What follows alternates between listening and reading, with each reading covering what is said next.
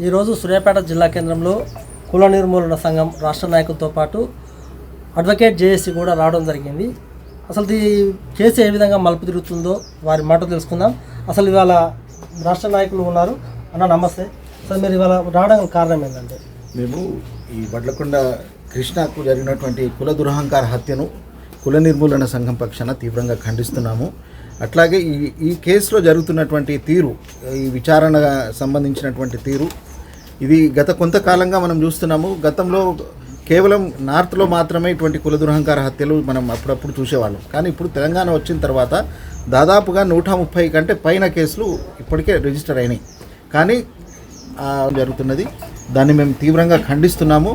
ఈ కేసులో గతంలో సుప్రీంకోర్టు ఇచ్చినటువంటి ఒక శక్తి వాహిని వర్సెస్ యూనియన్ ఆఫ్ ఇండియా కేసులో చాలా స్పష్టంగా మనకు ఒక గైడ్లైన్స్ ఇచ్చున్నది సుప్రీంకోర్టు నుంచి. ప్రతి రాష్ట్రానికి కూడా ఇచ్చింది.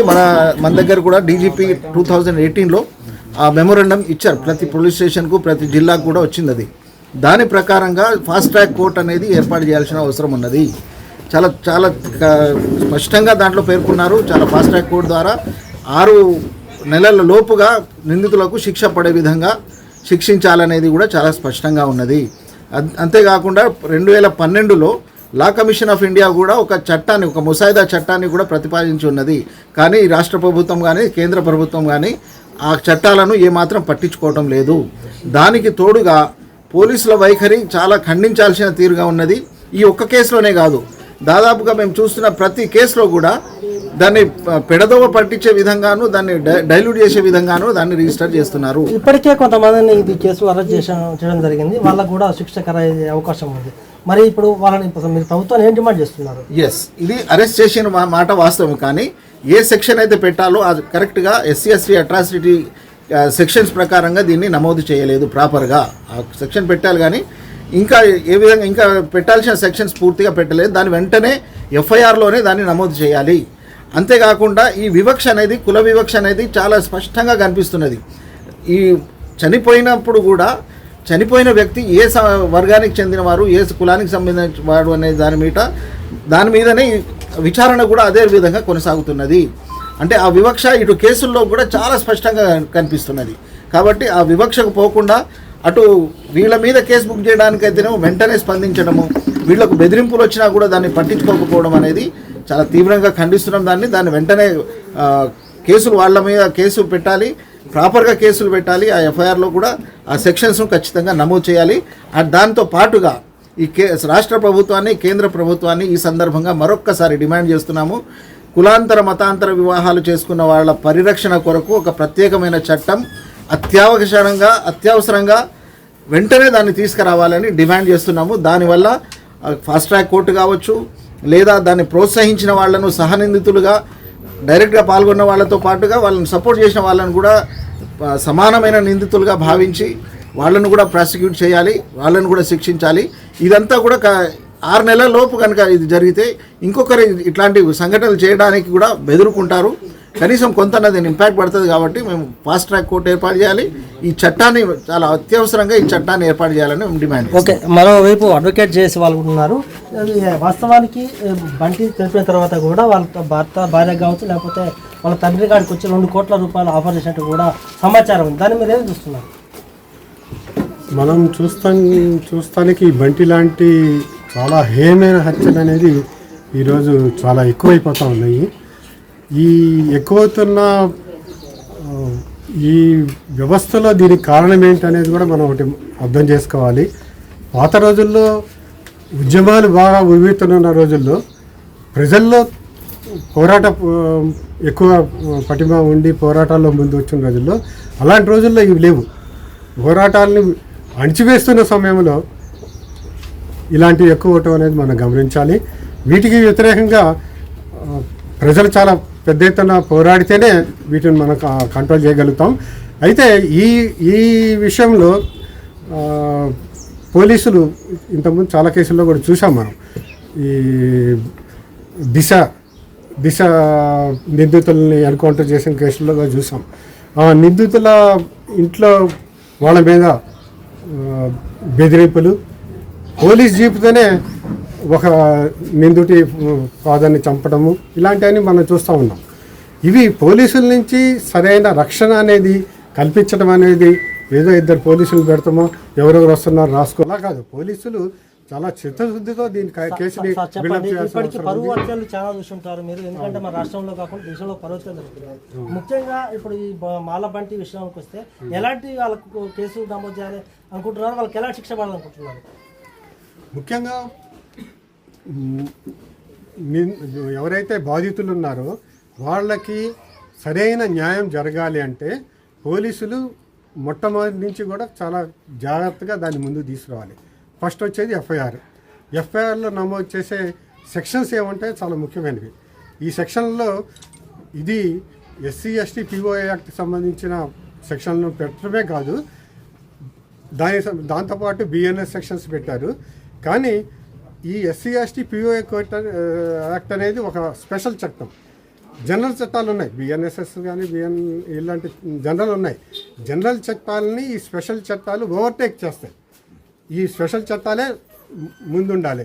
జనరల్ చట్టాల్లో ఇప్పుడు కొంత మార్పులు చేసి మొట్టమొదటిగా కొంత ఎఫ్ఐఆర్ చేయకముందు కొంత ఇన్వెస్టిగేషన్ చేయాలి అలాంటివి తీసుకొచ్చినా కానీ అది ఎస్సీ ఎస్టీ చట్టాలకు వర్తించం.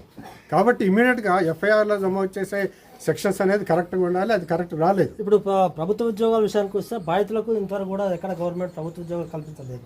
దాని మీద చూస్తున్నారు మీరు? బాధితులకి ప్రభుత్వ ఉద్యోగమే కాదు, మొత్తంగా ఓవరాల్గానే ఇలాంటి తగ్గాలి అంటే చట్టపరంగా ఎలాంటి నిర్ణయాలు తీసుకోవాలి, ఎలాంటి చట్టాలు తీసుకురావాలి, సమాజంలో ఎలాంటి చైతన్యం తీసుకురావాలి, ఎలాంటి ప్రచారం చేసుకురావాలి, ఆ విషయాల్లో ప్రభుత్వం పోలీసులు కూడా చాలా పెద్ద ఎత్తున చేయాల్సిన అవసరం ఉంది. ఇప్పుడు మేము ఈ ఎఫ్ఐఆర్ చూస్తేనే చాలా లొసుగులు కనిపిస్తున్నాయి. అట్లాగే మేము ఇంకా రిమాండ్ రిపోర్ట్ చూడలేదు. ఆ రిమాండ్ రిపోర్ట్ కానీ చూస్తే దాంట్లో ఇంకేం బయటపడితే మేము డిఎస్పీ కానీ ఎస్పీ కానీ కలిసి ఆ రిమాండ్ రిపోర్ట్లు అవి కూడా చూసి కూడా దానికి సంబంధించి ఎలాంటి చట్టపరమైన ఎలాంటి జాగ్రత్తలు తీసుకోవాలి అనేది ఒకటి. ఇంకోటి ఏంటంటే ప్రజల్లో ఎలాంటి అవేర్నెస్ క్రియేట్ చేయాలనేది. ఈ నిందితులకి ఏదైతే ఘోరాలు చేస్తారో వాళ్ళ చట్ట ప్రకారం వాళ్ళకి శిక్ష పడాలి అంటే సాక్షుల సేకరణ అనేది చాలా ఇంపార్టెంట్. సాక్షుల్ని సేకరించడం అనేది పోలీసులు అంత పెద్ద పట్టించుకోరు, కానీ ఇక్కడ పబ్లికే పట్టించుకోవాలి. ఇప్పుడు శవాన్ని చంపింది కాకుండా చాలా ఘోరంగా ఇంకా ఊళ్ళు తిప్పి మేము చంపేసాం అని ఘోరంగా చూపించుకోవటం జరిగింది.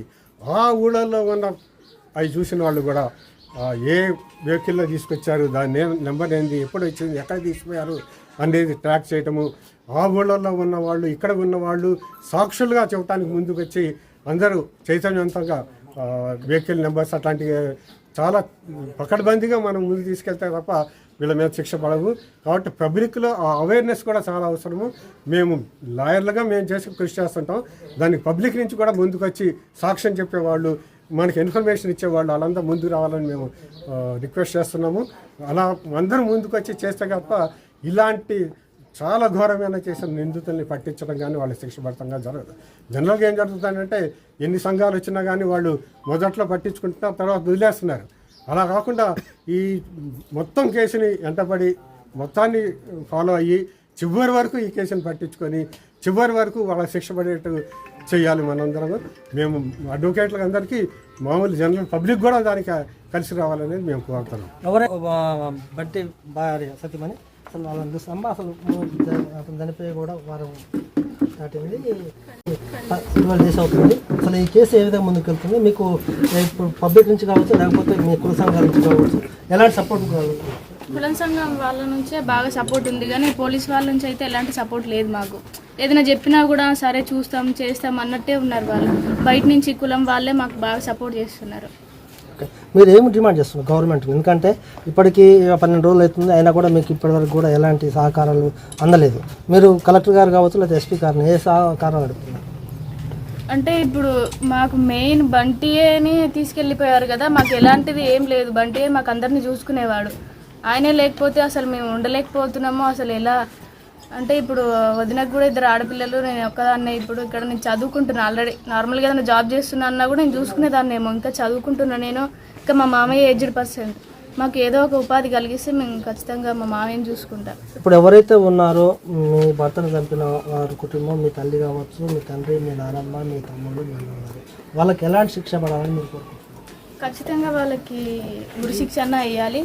మొత్తం వాళ్ళ లైఫ్ మొత్తం అక్కడనే ఉంచాలి. లేకుంటే బంటి సతీమణి ఎవరైతే ఉన్నారో ఆమె కోరుకునేది ఏంటంటే మాకు కుల సంఘాల నుంచి సపోర్ట్ ఉంది, మీడియా నుంచి సపోర్ట్ ఉంది. అది ఏదైతే దురహంకారంతో చేసినటువంటి హత్య దీన్ని ఖచ్చితంగా మేమందరం ఖండిస్తున్నాం. ఎందుకంటే ఈ పరువు హత్య అనేది ఎవరైతే హత్య చేశారో వాళ్ళకు పేరు వస్తుందికే మీడియా అటెండ్ చేస్తుంది తప్ప అది ఏమీ లేదు. ఖచ్చితంగా ఇది అహంకారంతో డబ్బు మదంతో చేసిన హత్య. ఖచ్చితంగా దీన్ని అందరం ఖండిస్తున్నామని చెప్తున్నారు. ఎవరైతే ఆ బంటి సతీమణి ఉన్నారో ఆమె చెప్తుందంటే ఖచ్చితంగా నేను ఆ రోజు ఏదైతే చెప్పానో ఇది కూడా ఈ రోజు కూడా అదే చెప్తున్నాను. మా తల్లిదండ్రులకు కావచ్చు, ఎవరైతే మా బంటిని హత్య చేసారో అందరికి కూడా ఉరిశిక్ష విధించాలని ఖచ్చితంగా కోరుకుంటున్నారు.